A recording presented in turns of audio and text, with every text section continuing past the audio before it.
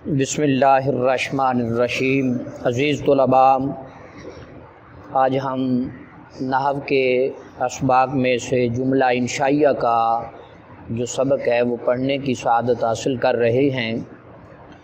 اس سے پہلے ہم نے بحث کی تھی علم نحو کی عربی زبان میں جو استعمال ہونے والے الفاظ ہیں ان کی دو قسمیں ہیں، ایک مفرد ہے اور ایک مرکب ہے۔ پھر مفرد وہ اکیلا لفظ ہے جو ایک ہی معنی پر دلالت کرے اور مفرد کو کلمہ بھی کہا جاتا ہے۔ پھر کلمہ کی ہم نے تین قسمیں ذکر کی، اسم، فعل اور حرف بما امثلہ۔ اس کے بعد ہم نے مرکب کا ذکر کیا کہ مرکب کی دو قسمیں ہیں، مرکب مفید ہے اور مرکب غیر مفید ہے۔ مرکب مفید وہ مرکب ہے کہ جب بات کرنے والا بات کہہ کر خاموش ہو جائے تو سننے والے کو کوئی خبر یا طلب جو ہے وہ معلوم ہو۔ مرکب مفید کو جملہ اور کلام بھی کہا جاتا ہے۔ اور جملہ کی پھر دو قسمیں ہیں، ایک جملہ خبریہ ہے اور ایک جملہ انشائیہ ہے۔ جملہ خبریہ وہ جملہ ہے جس کے کہنے والے کو سچا یا جھوٹا کہا جا سکے، اور جملہ انشائیہ وہ جملہ ہے جس کے کہنے والے کو سچا یا جھوٹا نہ کہا جا سکے۔ جملہ خبریہ کی پھر ہم نے دو قسمیں بیان کی، جملہ اسمیہ اور جملہ فعلیہ۔ جملہ اسمیہ اسے کہتے ہیں جس کی پہلی جز اسم ہو، جیسے زید عالم، اور جملہ فعلیہ اسے کہتے ہیں جس کی پہلی جز فعل ہو، جیسے ضرب زید۔ پھر ہم نے اس بات کا بھی ذکر کیا زید عالم میں زید جو ہے یہ مسند الیہ ہے اور عالم جو ہے یہ مسند ہے۔ اور ایک اہم نوٹ ہم نے ذکر کیا کہ مسند حکم کو کہتے ہیں اور مسند الیہ جس پر حکم لگایا جائے۔ اسم جو ہے وہ مسند بھی ہوتا ہے اور مسند الیہ بھی ہوتا ہے، اسم مسند بھی ہوتا ہے اور مسند الیہ بھی ہوتا ہے۔ فعل جو ہے وہ مسند ہوتا ہے، مسند الیہ نہیں ہوتا۔ اسی طرح حرف جو ہے وہ نہ مسند ہوتا ہے نہ مسند الیہ ہوتا ہے۔ آج ہم مرکب مفید کی دو قسموں میں سے ایک ہم نے ذکر کی تھی جملہ خبریہ، اور دوسرا ہم آج ذکر کرنے لگے ہیں جملہ انشائیہ۔ جملہ انشائیہ، جملہ انشائیہ کسے کہتے ہیں؟ جملہ انشائیہ وہ ہے جس کے کہنے والے کو سچا یا جھوٹا نہ کہا جا سکے۔ کیا ہے؟ جملہ انشائیہ وہ ہے جس کے کہنے والے کو سچا یا جھوٹا نہ کہا جا سکے۔ اس کی یہاں ہم نحو کے اندر، نحو میر کے اندر جو ہے وہ 10 قسموں کا ذکر کیا گیا، حالانکہ اس کی قسمیں جو ہیں وہ زیادہ ہیں۔ 10 قسموں کے علاوہ بھی اس کی قسمیں ہیں۔ آپ نے یہ نہیں سمجھنا کہ بس یہ جو استاد صاحب نے پڑھا دی ہیں 10 قسمیں بس یہی ہیں، بلکہ اس کے علاوہ بھی اس کی قسمیں ہیں۔ ٹھیک ہو گیا جی؟ یہاں مصنف رحمۃ اللہ تعالی علیہ نے نحو کے اندر، نحو میر کے اندر صرف 10 قسموں کا ذکر کیا، تو آج ہم انہی 10 قسموں کا ذکر کرنے لگے ہیں کہ جملہ انشائیہ کی 10 قسمیں جو نحو میر کے اندر ذکر کی گئی ہیں ہم ان کو بیان کرنے لگے ہیں۔ سب سے پہلی قسم ہے امر۔ آپ کے علم میں ہونا چاہیے کہ امر کہتے کسے ہیں؟ امر وہ جملہ ہے جس کے ذریعے فاعل مخاطب سے کسی کام کا مطالبہ کیا جائے۔ امر کسے کہتے ہیں جی؟ امر وہ جملہ ہے جس سے فاعل مخاطب سے، جس کے ذریعہ سے فاعل مخاطب سے کسی کام کا مطالبہ کیا جائے، کسی عمل کا مطالبہ کیا جائے، جیسے اضرب، اضرب۔ اب میں کہتا ہوں کہ تم مارو، اضرب تو مار۔ میں کیا کہہ رہا ہوں؟ اضرب تو مار۔ کیا کہہ رہا ہوں؟ تو وائٹ بورڈ پہ مثال لکھی ہوئی ہے، اضرب تو مار۔ اب جو فاعل مخاطب ہے وہ مارنے والا جو فاعل ہے، مارنے والے کو فاعل کہتے ہیں نا جی۔ اضرب کے اندر دیکھو نا، جو فاعل ہے جس سے میں مخاطب ہوں، فاعل مخاطب سے میں نے کیا کیا؟ کسی کام کا مطالبہ کیا کہ اس کو مارو، اس کو کیا کرو۔ تو اب امر سمجھے ذرا، امر وہ جملہ ہے جس کے ذریعہ سے فاعل مخاطب سے کسی کام کا مطالبہ کیا جائے، جیسے اضرب، جیسے یہ جملہ انشائیہ کی قسم ہے امر۔ اس کے بعد دوسری قسم ہے نہیں، جیسے لا تضرب، لا تضرب۔ نہیں کسے کہتے ہیں؟ نہیں وہ جملہ ہے جس کے ذریعے فعل سے رک جانے کا مطالبہ کیا جائے۔ نہیں کسے کہتے ہیں جی؟ نہیں وہ جملہ ہے جس کے ذریعہ سے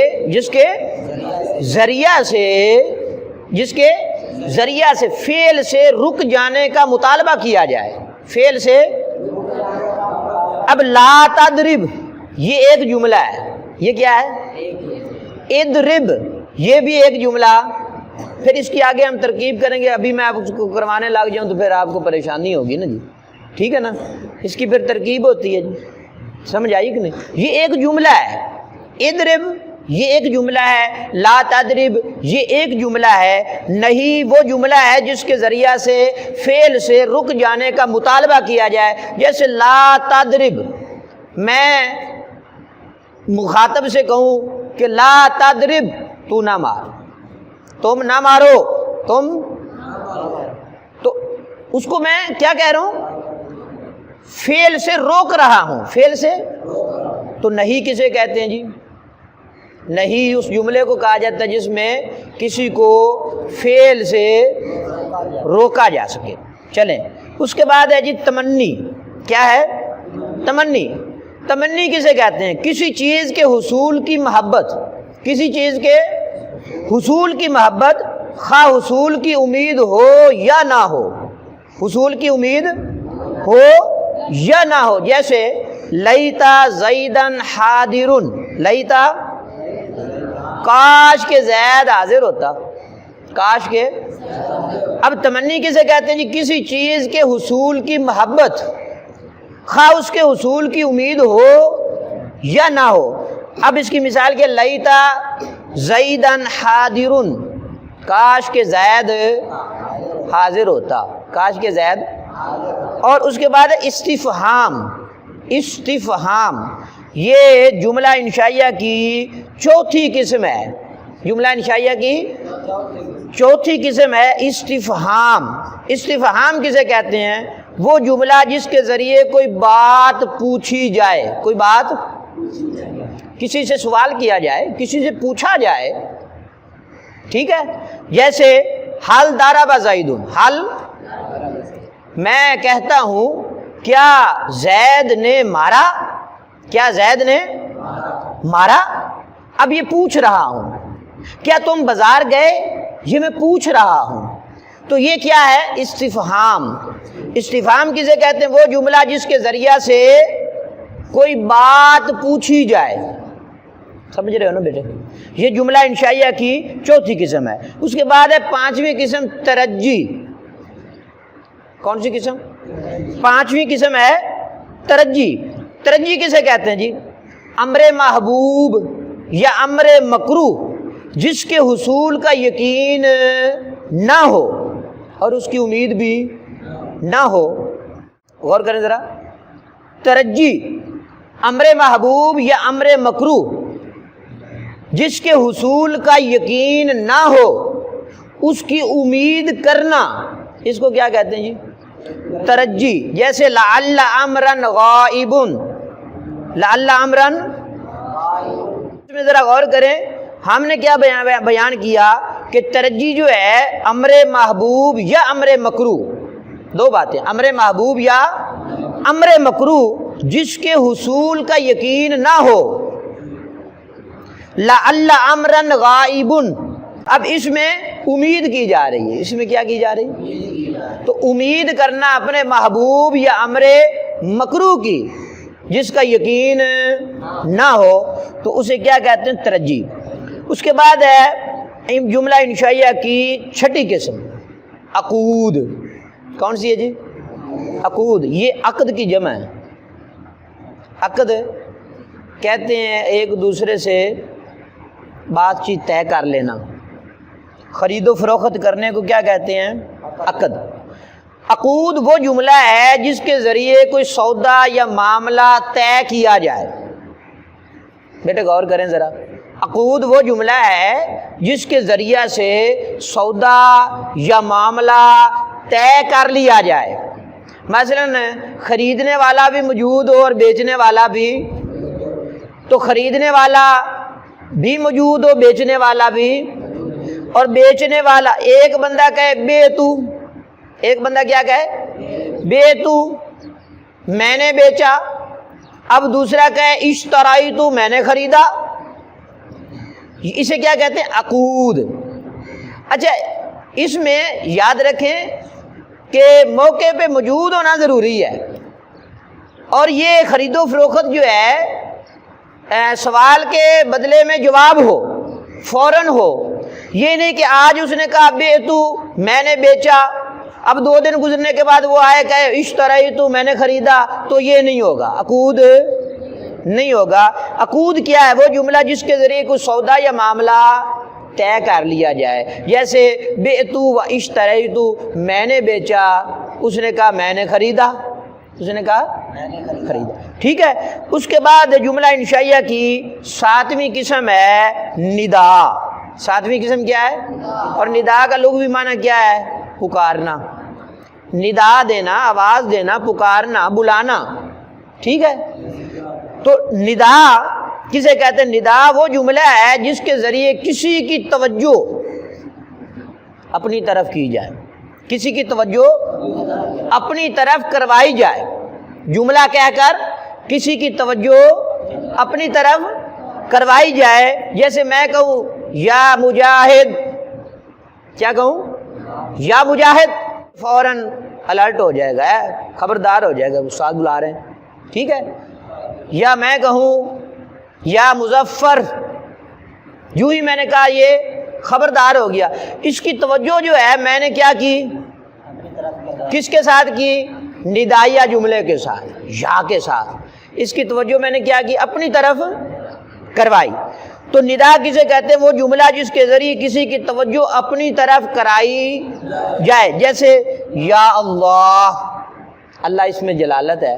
بندہ جب اللہ تعالیٰ کے حضور دعا مانگتا ہے، اپنے ہاتھوں کو بلند کرتا ہے، کہتا ہے یا اللہ، یا کہ پروردگار تو اپنی رحمت کاملہ مجھ پر نازل فرما، میری طرف توجہ فرما۔ پروردگار اللہ تبارک و تعالیٰ تو ہر چیز سے باخبر ہے، لیکن بندہ توجہ عرض کرتا ہے، ندا کرتا ہے، پکارتا ہے کہ میرے رب میری سن، سمجھ رہے ہو نا؟ تو کس کے ساتھ؟ یا کے ساتھ، کس کے ساتھ؟ اور ہم اہل سنت و جماعت جو ہیں کہتے ہیں یا رسول اللہ، یا حبیب اللہ، کہتے ہیں کہ نہیں؟ الصلاۃ والسلام علیک یا رسول اللہ پڑھتے ہیں کہ نہیں؟ کیوں پڑھتے ہیں؟ حضور ہم پہ نظر کرم فرما دیجئے، آپ کا گناہ گار امتی آپ کو پکار رہا ہے، تو ہم کیا کرتے ہیں؟ ندا کرتے ہیں یا کے ساتھ حضور کو۔ اب جو ندا نہیں کرتا اس میں ہمارا تو کوئی قصور نہیں ہے نا جی۔ یا حرف کیا ہے؟ ندا ہے، یا حرف۔ اور یہ یاد رکھے یا اللہ یہ جملہ ہے، کون سا جملہ ہے؟ یا اللہ یہ جملہ ندا ہے، کون سا جملہ ہے؟ جملہ ندائیہ ہے۔ اور یا اللہ یہ جملہ ہے، یا حرف ندا کا مقام آدو کے ہے، ٹھیک ہے نا؟ یہ آگے پوری اس کی وہ ہم ترکیب کریں گے، لیکن ابھی آپ الجھ جائیں گے اس لیے میں نہیں کرنا چاہ رہا ہوں۔ آپ اتنا سمجھیں کہ ندا جو ہے یہ جملہ ہے، ٹھیک ہے، اور یا اللہ یہ کیا ہے؟ جملہ ہے۔ اس کے بعد ہے عرض۔ عرض کا لغوی معنی ہے ابھارنا۔ عرض کا لغوی معنی کیا ہے؟ ابھارنا۔ اور عرض وہ جملہ ہے جس کے ذریعے کسی دوسرے کو کام پر ابھارا جائے۔ ایک بندہ چودھری کے ڈیرے میں جاتا ہے، جا کر عرض کرتا ہے میں جی بڑا غریب آدمی ہوں جی، میرے ساتھ فلاں بندے نے زیادتی کر لی ہے۔ اب چودھری صاحب کو حضرت نے جا کے کیا کیا؟ ابھارا، اپنی روداد سنائی اور کہا حضرت میرے ساتھ اس نے زیادتی کی۔ اب اس کو کیا کیا؟ ابھارا۔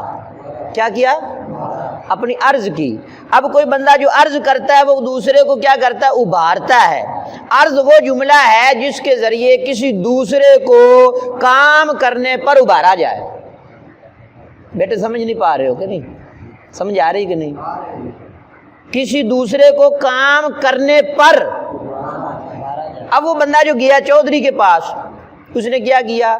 چودھری کو ابھار دیا، چودھری کو، تاکہ یہ میرا کام کرے، تاکہ یہ میرا۔ تو اب یہاں مثال جو کتاب میں ذکر کی گئی ہے ذرا سنیں، الا تنظر بنا فتصیب خیرا، یہاں وائٹ بورڈ پر بھی میں نے لکھی ہے، دیکھ رہے نا؟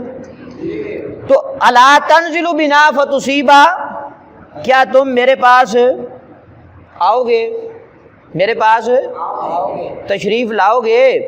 کسی کو جا کر ابھارنا، کسی سے بات کرنا، کسی کو آگاہی دینا اور عرض کرنا، یہ کیا ہے؟ ابھارنا۔ اور عرض کی مثال کیا؟ لا تنزل بنا فتصیب خیرا۔ جملہ انشائیہ کی 9ویں قسم ہے عرض ہے، 9ویں قسم ہے قسم۔ جملہ انشائیہ کی 9ویں قسم کیا ہے جی؟ قسم۔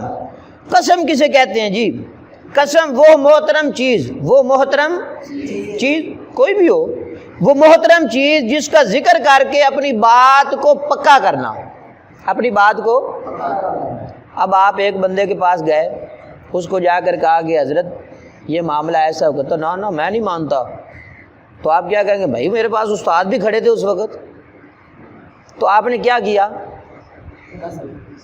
نہیں، قسم تو نہیں اٹھائی نا۔ مقصد ہے کہ کسی محترم چیز کا ذکر کیا، محترم چیز کا ذکر کیا، کیوں؟ اپنی بات کو پختہ کرنے کے لیے۔ ایسے ہی جب کوئی گواہ موجود نہ ہو تو پھر وہ بندہ کیا کرتا ہے؟ قسم اٹھا کر کہتا ہے، اللہ کی قسم اٹھا لیتا ہے، کسی کی بھی قسم، کسی محترم چیز کی قسم اٹھا لیتا ہے، تو قسم اٹھا کر اپنی بات کو کیا کرتا ہے؟ پکا کرنے کی کوشش کرتا ہے۔ تو قسم کسے کہتے ہیں؟ قسم وہ جملہ ہے جس کے ذریعہ سے محترم چیز کا ذکر کر کے اپنی بات کو پختہ کرنا، پکا کرنا۔ جیسے واللہ لأضربن زیدا، واللہ لأضربن زیدن، واللہ یہ ایک جملہ ہے، یہ قسم ہے۔ لأضربن زیدن یہ جواب قسم ہے، ٹھیک ہے؟ اس کی ترکیب میں پھر ہم اس کو سمجھیں گے، ٹھیک ہے؟ واللہ اس نے اب قسم اٹھائی، کیا کی؟ قسم اٹھائی اور اپنی بات کو کیا کیا؟ پختہ کیا۔ کسی محترم چیز کا ذکر کر کے اپنی بات کو پختہ کرنا، اس کو کیا کہتے ہیں؟ قسم۔ اچھا، پھر جملہ انشائیہ کی 10ویں قسم ہے تعجب۔ کیا ہے؟ تعجب کو ذرا سمجھنے کی ضرورت ہے کہ تعجب کسے کہتے ہیں؟ جس چیز کا سبب مخفی ہو، جس چیز کا سبب جو ہے وہ مخفی ہو، اس کو دیکھنے سے جو حالت طاری ہو اس کو کیا کہتے ہیں؟ تعجب۔ جس چیز کا سبب جو ہے مخفی ہو، اس کو دیکھنے کی حالت میں، ٹھیک ہے نا، آپ پر جو حالت طاری ہوگی، اس کو دیکھنے سے جو حالت طاری ہوگی اس کو کیا کہتے ہیں جی؟ تعجب۔ مثال کے طور پر ایک بندہ ہے آپ کی نظر میں بڑا نمازی پرہیزی ہے، اچھا آپ کو اچانک خبر ملتی ہے کہ اس نے یہ گناہ کیا ہے۔ اب اس کا یہ سبب مخفی تھا، پوشیدہ تھا، آپ کو پتہ نہیں تھا، ٹھیک ہے؟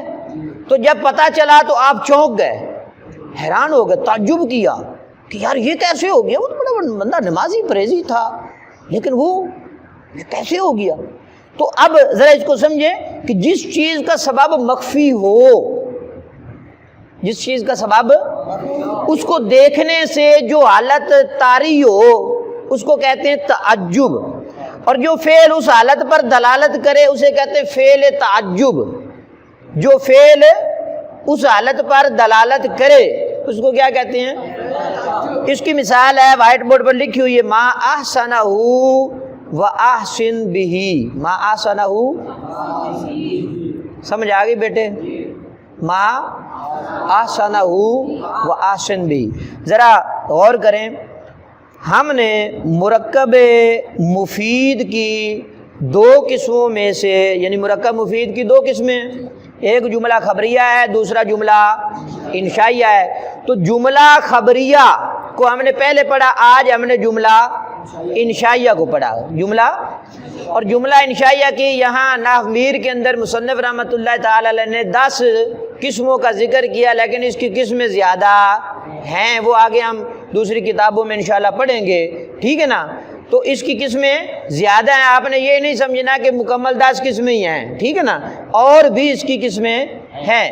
امر جیسے اب 10 قسموں کا میں ذکر، انشائیہ وہ ہے جس کے کہنے والے کو سچا یا جھوٹا نہ کہا جا سکے، اس کی پھر 10 قسموں کا مصنف نے ذکر فرمایا۔ امر جیسے اضرب، امر جیسے اضرب، نہیں جیسے لا تضرب، تمنی جیسے لیت زیدن حاضرن، استفہام جیسے حال ضرب زیدن، ترجی جیسے لعل امرن غائبن، عقود جیسے بعت و اشتریت، ندا جیسے یا اللہ، اور عرض جیسے الا تنزل بنا فتصیب خیرا، قسم جیسے واللہ لا اضربن زیدن، تعجب جیسے ما احسنہ و احسن بہ۔